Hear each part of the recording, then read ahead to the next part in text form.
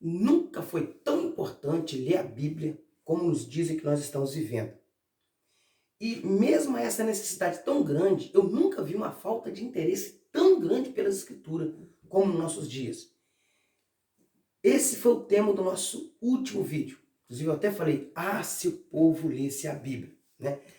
E hoje eu começo o vídeo dando continuidade ao último, com a Bíblia da Reforma Protestante nas mãos, dizendo para você o seguinte: eu não sei se você sabe, se você tem essa informação, mas antes da Reforma Protestante, as pessoas comuns não tinham acesso a esse livro. Elas não tinham acesso, elas não tinham condições de ler esse livro. Até porque esse livro estava escrito nos seus originais, hebraico, alguma porção em aramaico, Novo Testamento grego e latim. Então, praticamente, o povo comum não tinha acesso às escrituras.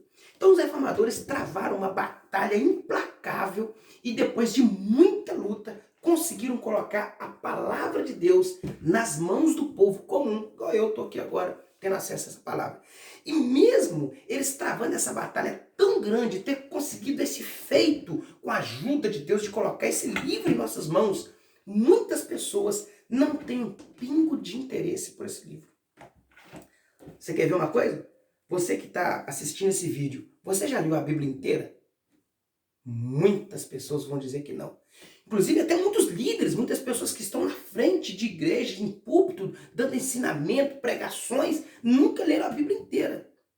Eu sou o missionário Geraldo Cardoso, seja bem-vindo ao nosso canal. Hoje eu quero te apresentar 8 motivos para você ler a Bíblia a partir de hoje. Se você não tinha motivo, você vai ter 8. Antes de apresentar esses motivos, eu queria pedir a você, se você ainda não é inscrito no nosso canal, se inscreva no nosso canal, ative o sininho das notificações, dê o seu like. Por quê? Quando você faz isso, você está dizendo para o YouTube: olha, esse conteúdo é bom, vale a pena vocês indicar para outras pessoas. Então assim o próprio YouTube vai estar ajudando. Se você puder também compartilhar, compartilhe, porque fazendo isso você vai estar nos ajudando. Então vamos lá, eu quero te apresentar 8 motivos. Eu acredito que depois desses motivos você vai ler a Bíblia. Eu acho que não tem como você, depois desses motivos, se você não lia, você continuar sem ler, eu acredito que você vai ler. Então vamos lá, primeiro motivo. Sabe qual é o primeiro motivo que eu quero te apresentar aqui? É que você não pode ser um analfabeto bíblico. E aí eu vou te explicar. Às vezes você visita amigo, parente, né, um conhecido, aí você olha nas paredes do escritório, assim, do quarto, da sala, você vê lá o diploma bacharel em física quântica, pós-graduado em medicina, poliglota. Então você vê aquele monte de diploma. Aí você chega perto dessa pessoa tão acadêmica, né? Tão erudita, você fala assim: você sabe os nomes dos 12 apóstolos? Não sei, mas você é acadêmico, você é pós-graduado. Não sei. Você sabe o que vai acontecer depois da morte? Não sei. Isso é inadmissível. O sujeito tem um grande conhecimento, um vasto conhecimento, ele ostenta os seus diplomas, né? PhD, pós-graduado, mas biblicamente é um analfabeto. É inadmissível um cristão ser analfabeto bíblico. Então tá aí o primeiro motivo para você estudar esse livro a partir de hoje. O segundo motivo, ele é muito sério. É para você não ser vítima dos falsos mestres. Você precisa estudar esse livro aqui para você não ser vítima dos falsos mestres. Você está pensando que os falsos mestres não conhecem esse livro? Conhecem muito.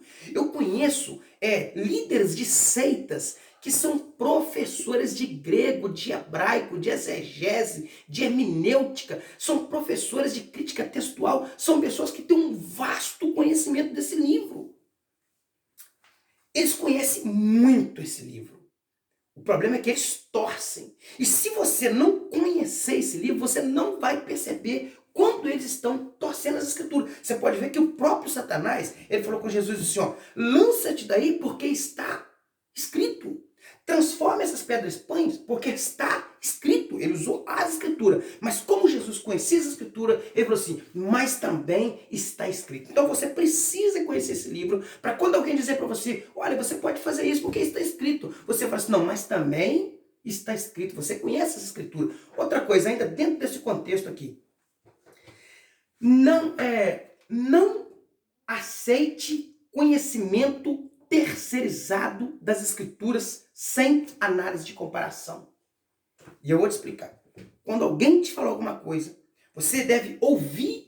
Por exemplo, eu estou falando aqui agora, você deve me ouvir. Mas depois você deve ir às escrituras e comparar, conferir. Deixa eu ver se o que ele falou é verdade. Não, realmente está de acordo com as escrituras. Então você aceita. Se não tiver, você deve rejeitar. Você deve estar com um olho no pregador e o outro na Bíblia. Você deve estar com um ouvido no pregador e o outro aqui, ó, atento aqui, ó. É como eles falam, de olho no padre e com um olho no padre e outro na missa. É um ditado que tem por aí. Mas então, você não deve aceitar nenhum tipo. Por exemplo, você lê um livro, tudo bem, vou comparar com as escrituras.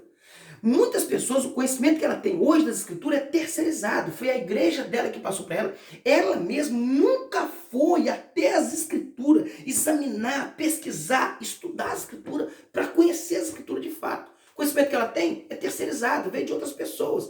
Eu lembro quando eu me converti, nossa, como eu examinei a escritura. Eu peguei a Bíblia de Gênesis, li até Apocalipse 5 vezes, assim, de primeira mão.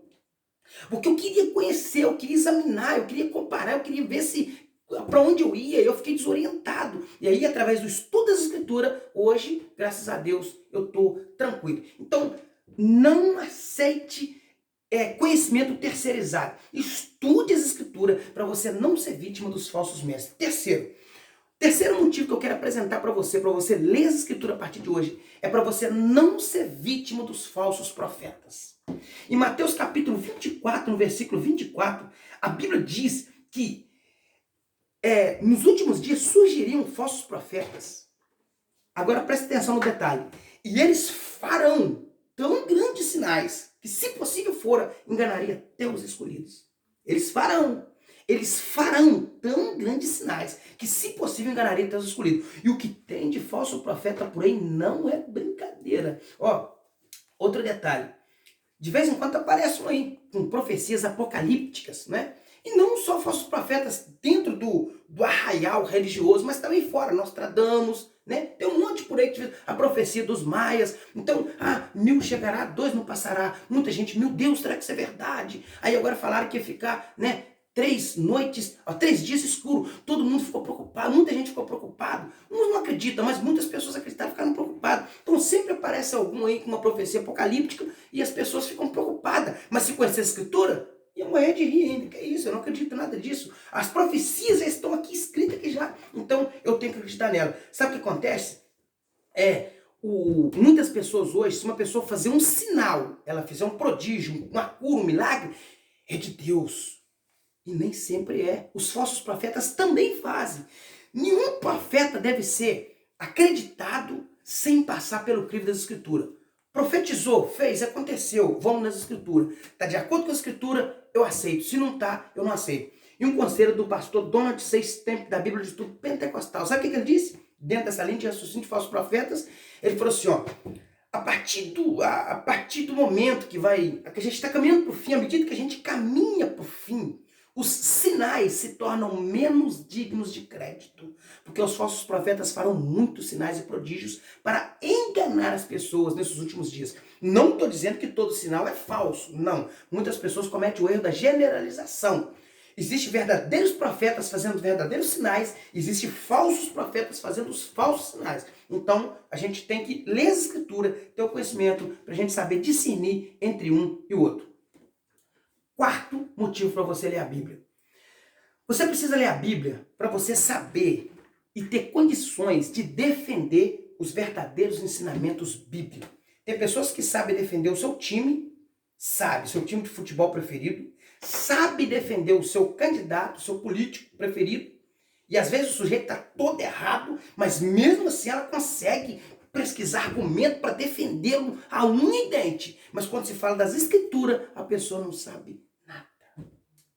Paulo falou assim, ó, Gálatas 1, 8 e 9. Ele falou assim, Filipenses 1,16. Eu fui posto para a defesa do evangelho. Isto é, eu sou um advogado do evangelho. Não vem difamar o evangelho, não vem falar contra o evangelho não, que eu sou um advogado, eu estou apto, eu tenho conhecimento suficiente para defender o verdadeiro evangelho perante os falsos. Então, tá aí mais um motivo para você conhecer, estudar a Bíblia Sagrada. muitas pessoas, infelizmente, não estão preparadas para defender as verdadeiras doutrinas bíblicas. E muitos falsos profetas e falsos mestres têm mais conhecimento das suas heresias do que dos cristãos têm das suas verdadeiras doutrinas bíblicas. Quinto, já estou agora no quinto. Sabe o que você precisa ler a Escritura? Para você ter convicção de fé. É interessante que Jesus até falou assim, ó, aquele que crê em mim, como diz as Escrituras, não é como diz o padre, não é como diz o pastor, não, é como diz as Escrituras. Esse livro aqui, ó.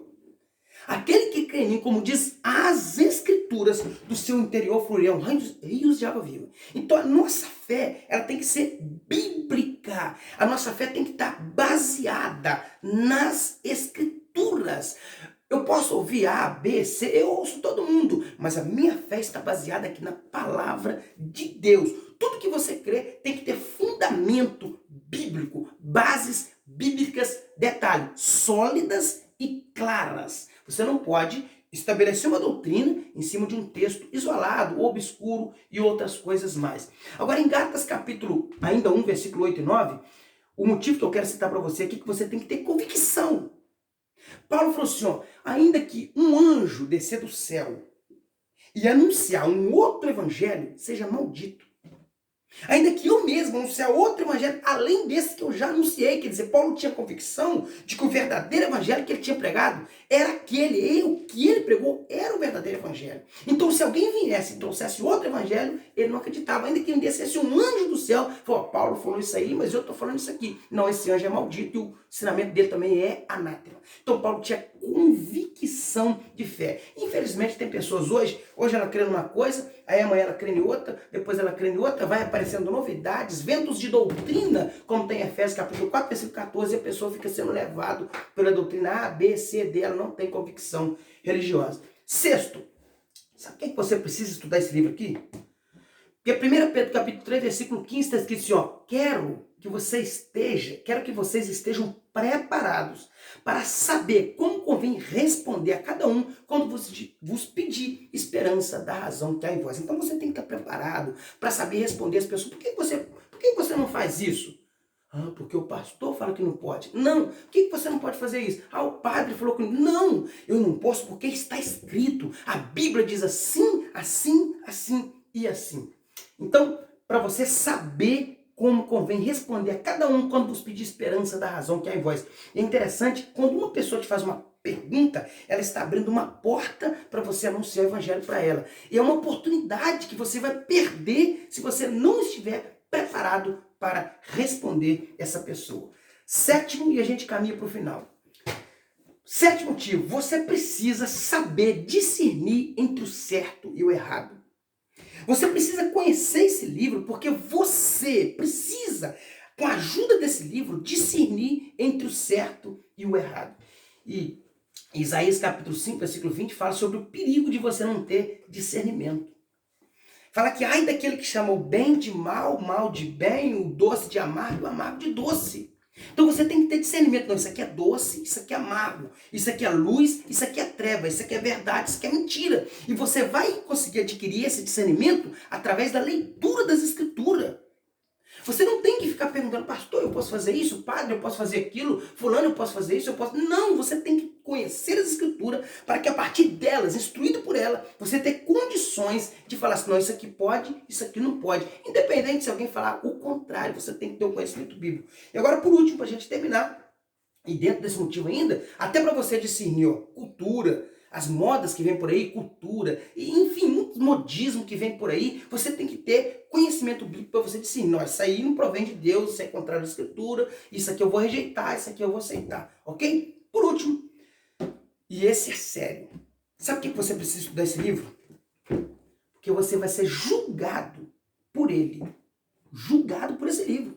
Em Apocalipse capítulo 20, versículo 11 até o 15, fala sobre o dia do juízo final. E esse livro aqui vai ser aberto e você vai ser julgado por ele. Então você precisa conhecê-lo, sabe para quê? Para você saber se agora esse livro está te condenando ou está te absolvendo. Então você tem que ter um conhecimento por antecedência. Porque se você está sendo condenado por esse livro agora, você ainda tem tempo de se arrepender, mudar de vida. E quando você não ser conjugado e condenado por ele. Então a oportunidade é agora. Então tá aí os motivos que eu falei para você. Primeiro, para você não ser um analfabeto bíblico, é inadmissível você ser um analfabeto bíblico. Segundo, para você não ser vítima dos falsos mestres. Terceira, para você não ser vítima dos falsos profetas. Quarto, para você saber defender o verdadeiro evangelho. Quinto, para você ter convicção de fé. Sexto, para você saber responder quando alguém te perguntar, te questionar sobre a sua fé. Sétimo, para você saber discernir entre o certo e o errado. E oitavo, porque você vai ser julgado por essa palavra. Espero que você tenha gostado. E em outro vídeo a gente fala mais sobre esse assunto, que é um assunto muito interessante. E fiquem todos com Deus. Até o próximo vídeo. Valeu!